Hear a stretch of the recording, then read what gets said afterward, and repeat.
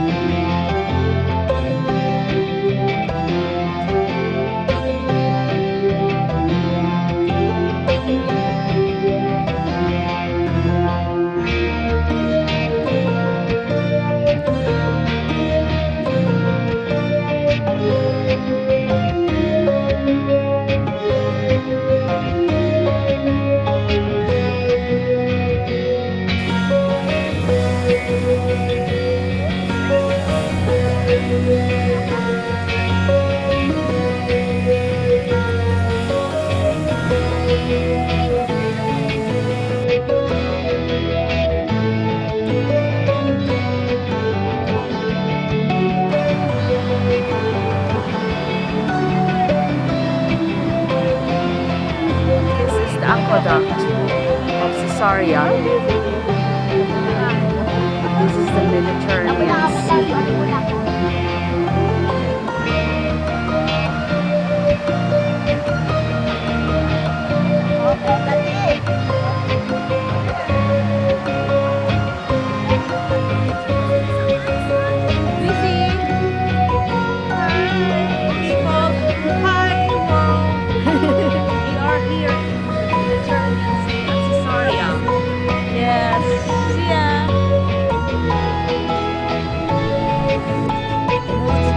The bus.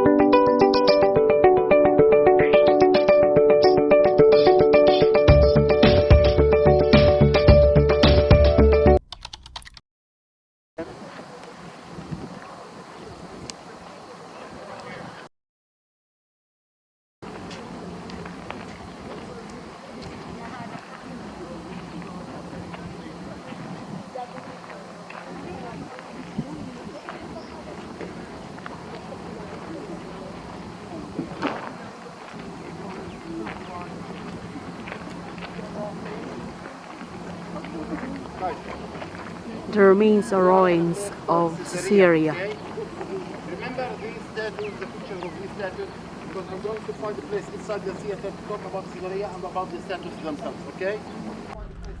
We are in a place called Caesarea. Okay? After that, I will show you the way out is the same way that you entered, okay? Follow me, please. I will follow you.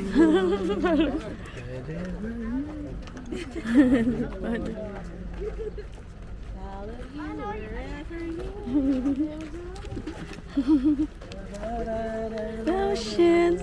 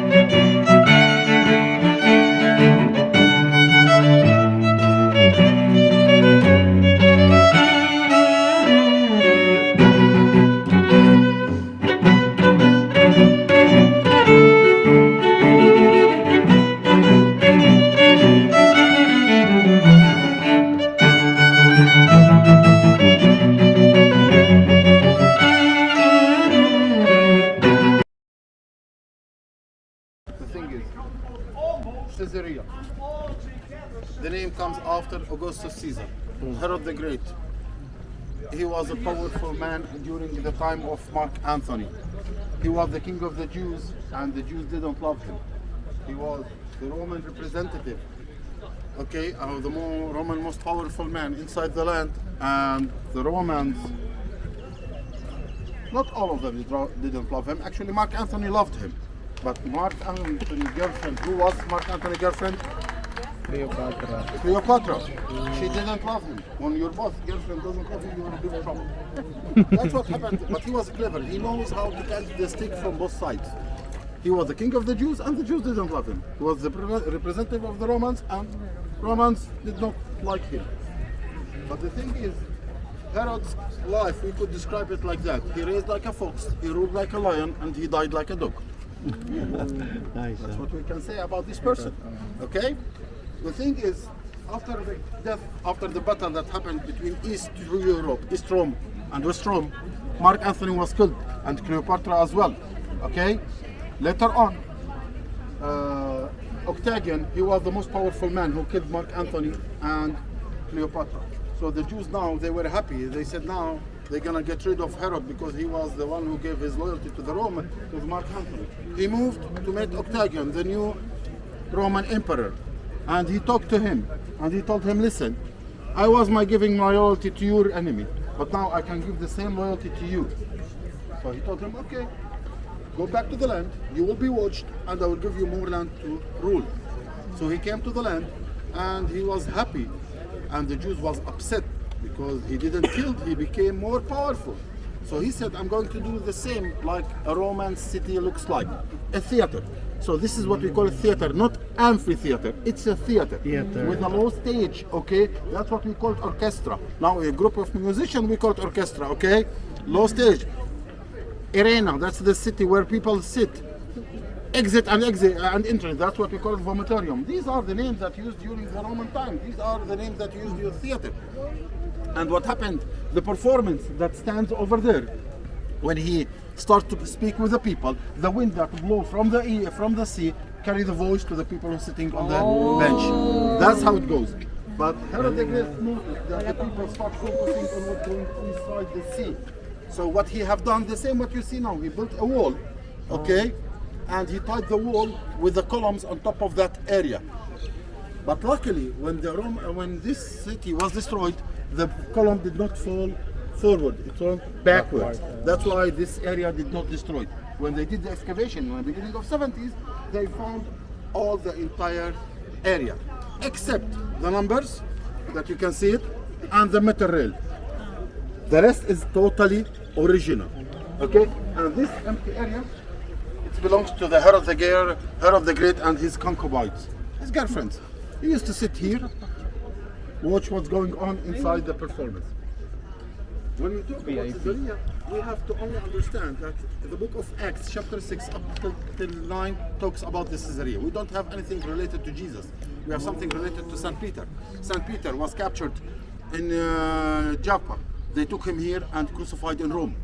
St. Paul was kept here in a prison for 2 years. The first Gentile, Cornelius, came from Caesarea towards Jaffa or Joppa, where he was baptized. You remember the first day we talked about Caesarea, about Jaffa, where the dream that he had, and Cornelius, the first Gentile, he came from Caesarea. So what else came after that, when Herod the Great died? Okay, the land divided between his 3 sons. You remember in Capernaum, I told you the land was divided between his 3 sons? So Herod Philip, he ruled the northern part of the land. And he said, he ruled the northern part of the land here. And there was a place here called Panias, but they call it Caesarea Philippi, according to the New Testament, the book of Matthew, where Jesus declared himself as a Messiah to St. Peter. And he told him, who am I? Who do you think am I? He told him, you are the Son of living God. Why we have another Caesarea over there? Because Herod Philip, the great son, he wanted to prove his loyalty to the Rome as well. He said, I'm going to change the name of that city from Panias into Caesarea Philippi. So the one who was here, he said, okay, we have Caesarea, what I'm going to do with this one? So they call it Caesarea Maritima, Caesarea by the sea. Okay, that's why we have 2 Caesareas, Caesarea by the sea and Caesarea Philippi. Okay, here they found hippodrome, horse racing. Okay, they found a Roman city which is active over there, and they found this theater. Of course, by the end of Caesarea, when you go out all the way back, you're gonna find the Crusader city, the one that I showed you on the bus. It was at the right side, which is more important for us to see this city. You saw the statues, and the statues were outside. It's beheaded statues without name underneath it. Why? When the Muslims ruled the land in the 8th century, they don't believe in figuring status pictures. That's why in the Muslim faith, you can't see any pictures for any of the prophets or any. That's why they smash the heads. It's a statue. What? They don't smash a head of person. It's only a statue. They smash the heads and they remove the name because we don't know to whom these belongs. But the only thing that we know from the customs, it's a Romans custom people. Guys, you can take pictures around and you can see the capitals. Does anyone has our currency? No. Does anyone carry our currency? 1 shekel. No, 5 shekel. I mean. 5. When you have 5 shekel, Where's your when you have a currency from our currency, we have something called 5 shekel. I will show it to you on the bus once I get one. I don't have one, or one of you will talk about it. Coin 1 shekel as 1 coin, 5 shekel. You have it, father? Where did you steal it? From you.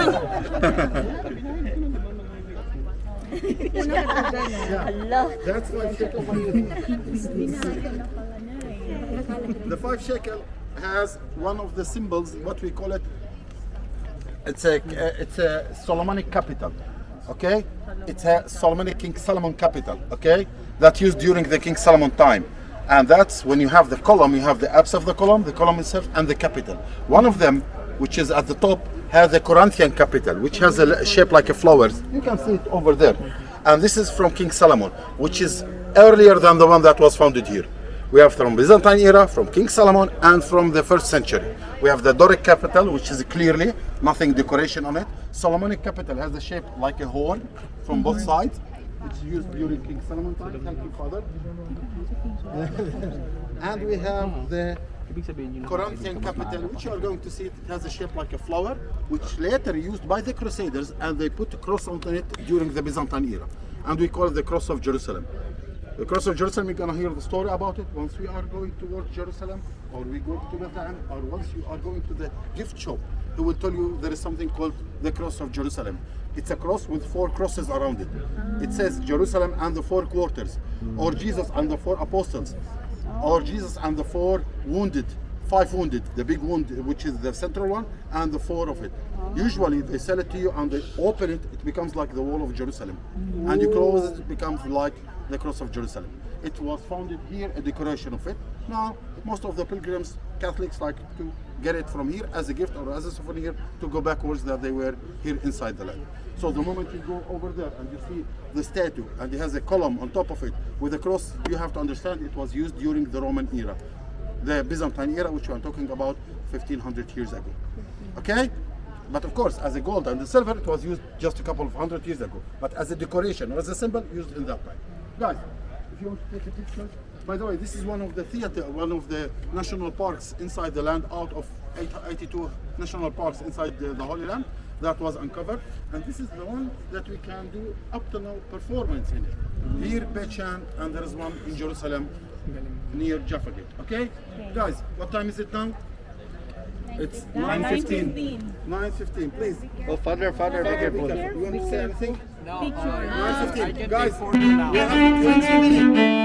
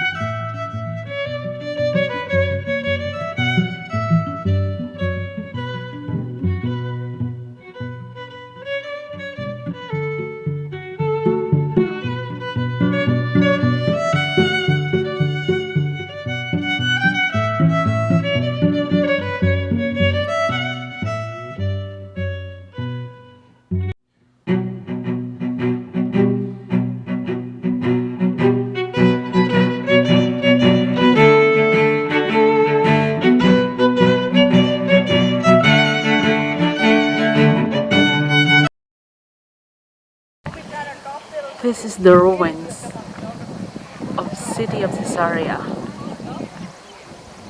King Herod city. That's the theater.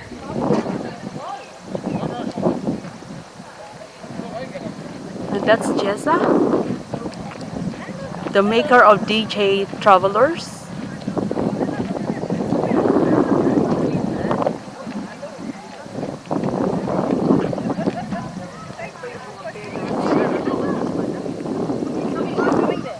That's my sister.